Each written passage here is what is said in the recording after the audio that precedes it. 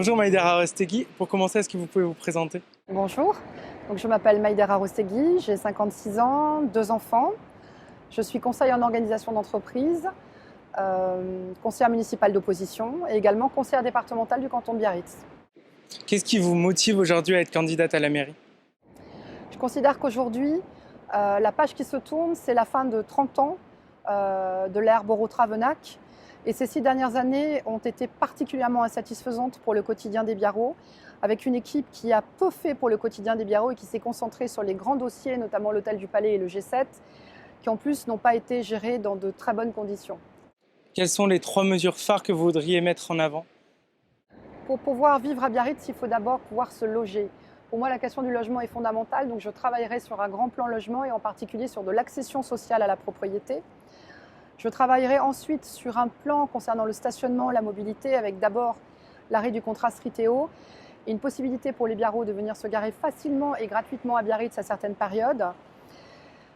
Et enfin, je travaillerai sur un élément du quotidien qui sont la voirie et les trottoirs. Se déplacer en mobilité douce, c'est-à-dire à pied, à Biarritz, c'est quelque chose d'extrêmement accidentogène. Donc il faut travailler à la réfection de la voirie sur 10 ans en utilisant en plus des matériaux qui soient désimperméabilisants, qui permettraient également de traiter la question de la qualité des eaux de baignade. Certains tweetaient ou commentaient et le BO. Et donc, et le BO, quelles sont vos prérogatives ou vos engagements autour du Biarritz Olympique? Il a toujours été très fort. Je n'ai jamais dévié par rapport à mon engagement de soutien du BO, mais je n'ai également jamais dévié par rapport aux conditions que j'y mets et en particulier l'utilisation de l'argent public. Cette époque-là est terminée, elle est derrière nous. Aujourd'hui, l'argent public ne peut plus être dépensé au soutien d'un club professionnel. Mais bien sûr, j'accompagnerai l'actionnaire puisqu'il nous le demande, il est venu nous aider, il est venu sauver le club, donc des emplois, je rappelle qu'il y a quand même 80 emplois à la clé.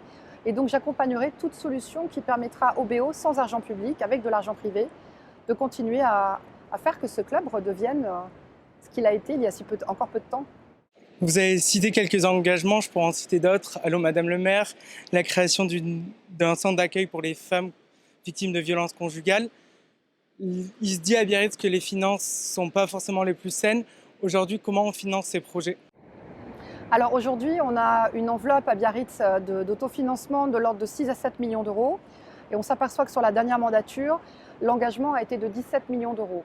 Donc on a des rentrées financières grâce notamment au casino qui nous rapportent à peu près entre 1 million et 1,5 million d'euros.